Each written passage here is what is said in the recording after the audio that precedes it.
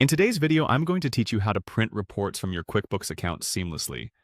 Whether you're handling your business's finances or just keeping track of personal expenses, being able to efficiently print out reports is a crucial skill.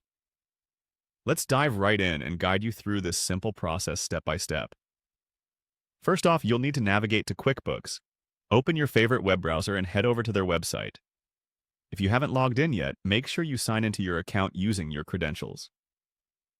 QuickBooks is an incredibly versatile tool for managing your financial data, and once you're logged in, you'll notice a wide array of features available to you.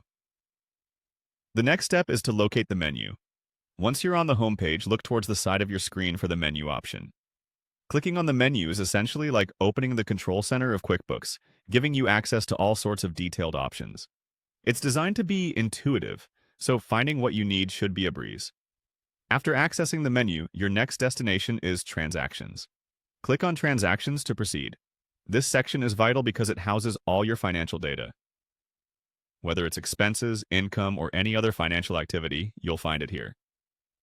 This is the groundwork for generating your financial reports, so it's important to ensure you're in the right section.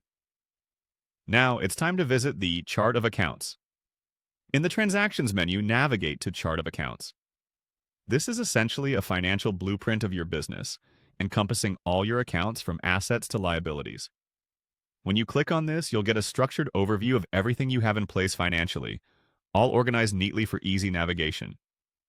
Once you are in the Chart of Accounts, look for the Run Report button. Click on it. This function is incredibly useful as it compiles all the relevant financial information into a cohesive report that you can review.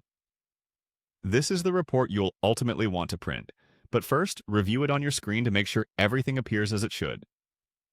Finally, after reviewing your report, it's time to print it.